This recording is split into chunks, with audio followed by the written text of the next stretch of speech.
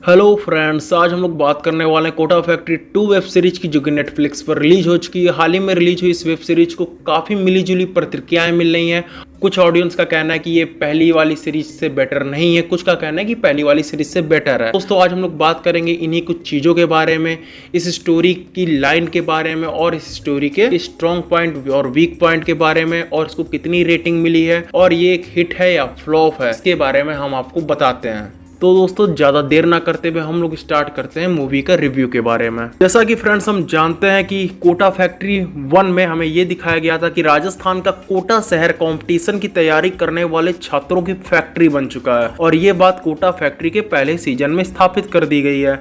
इस बार मामला थोड़ा सा ऊपर है और थोड़ा सा पर्सनल सा भी। दोस्तों, मैं बात कर रहा हूँ वेब सीरीज कोटा फैक्ट्री 2 में मामला रंगीन होती हुई जिंदगी से शुरू होता है और वैभव को उसी माहेश्वरी कोचिंग में प्रवेश मिल जाता है जिससे उसके पिता को कभी बेइज्जत करके निकाला गया होता है। लेकिन उसको फिजिक्स के टीचर का पढ़ाना समझ में नहीं आ रहा है, और यहाँ से हमारी एंट्री होती है जीतू भैया की। सारे छात्राओं के जीतू भैया हैं और सारी छात्राएं उनकी दीदी। छात्र जीवन का मर्ज कैसा भी हो, हर समस्या का इलाज जीतू भैया के पास है। रसमलाई उनकी फेवरेट स्वीट डिश है और उनका नया सपना है अपना खुद का कोचिंग इंस्टीट्यूट ओपन करना। बाहर लगा बोर्ड फ्लैक्सी का नहीं बल्कि दीवार पर चुनवाया गया हो, यही उनके अगले लक्ष्य के डिटरमिनेंट होने की निशानी है। वैभव और वर्तिका की प्रेम कहानी चुंबन तक आ पहुंची है। मीणा को तनाव मुक्त होने का नया ज्ञान मिला है, लेकिन वह उसकी आदत ना बन जाए, ये सेक्स एजुकेशन भी उसे जीतू भैया ही प्रोवाइड करते हैं। वेब सीरीज कोटा फैक्ट्री की कसौटी इस बार सीक्वल वाली है।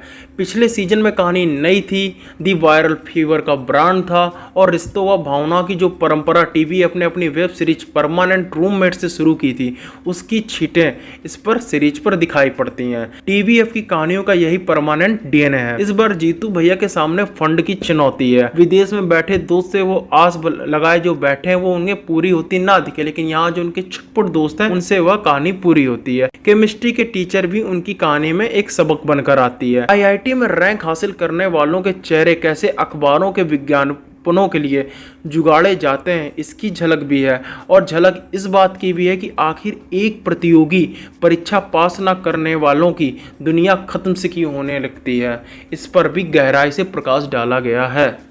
हाँ तो दोस्तों, कोटा फैक्ट्री 2 की स्टोरी को लिखा सौरभ खन्ना और अरुण कुमार ने, लेकिन इस स्टोरी का सबसे वीक पॉइंट ये है कि इसमें बातों का जोर ज़्यादा है, कहानी होती हुई नहीं दिखती है। किरदार उसे बताते दिखते हैं, ये इस सीजन की सबसे कमज़ोर कड़ी। बार बार मास्टरबेशन को दैनिक लाइव बताना और माहवारी के दिनों में महिलाओं को जिन जिन समस्याओं का सामना करना पड़ता है उनके आंकड़े के हिसाब से तो ये ठीक है, लेकिन इनका बार बार रिपीटेशन बताता है कि दर्शक इससे बोर हो जाते हैं, ऑडियंस इनसे धीरे धीरे बोर होने लगती है। पिछला सीजन अच्छा गया था तो दूसरे सीजन में भी इनके राइटर को थोड़ी छूट मिलती है, क्योंकि लोग इसलिए भी इस वेब सीरीज को देखेंगे कि पहला वाला सीजन ब्लॉकबस्टर था, तो इस बार भी हमें उसी तरह का देखने को मिलेगा।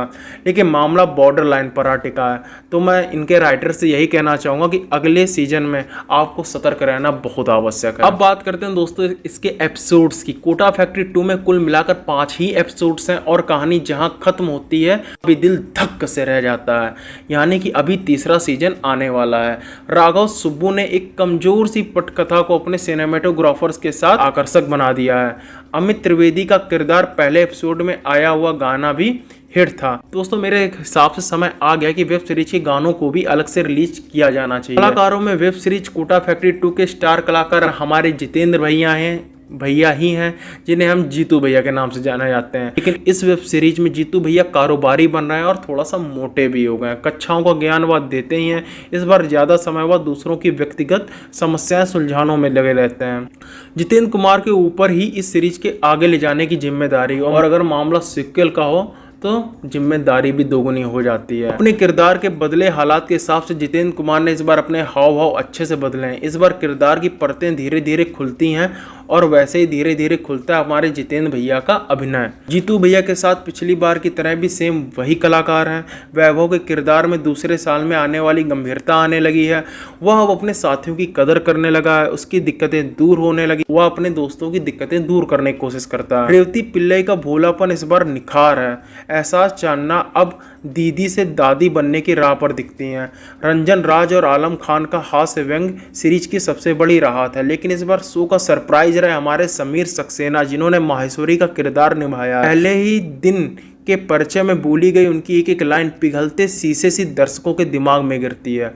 दोस्तों फिर से बोलूँगा कि पहले दिन में बोली गई उनकी लाइन पिघलते शीशे से दर्शकों के दिमाग पर गिरती है और पहले ही सीन में वह दर्शकों की नफरत हासिल करने में कामयाब हो जाते हैं। तो फ्रेंड्स ये थी सीरीज की स्टोरी। अब बात करते हैं इसकी रेटिंग्स के बारे में। तो अमेजॉन नेटफ्लिक्स ने इसकी रेटिंग्स जो है 7.5 एंड 8 आउट ऑफ 10 दी हुई है। अगर आपने ये वेब सीरीज देख ली है तो आप लोग कमेंट सेक्शन में कमेंट करके जरूर बताएं कि आपको ये सीरीज कैसे लगी। फ्रेंड्स आपको स्टोरी नरेशन कैसा लगा, इसके लिए आप चैनल को सब्सक्राइब करें। आने वाली हॉलीवुड मूवीज़, बॉलीवुड मूवीज़, उनकी स्टोरी और रिव्यूज़ जानने के लिए आप चैनल सब्सक्राइब करें।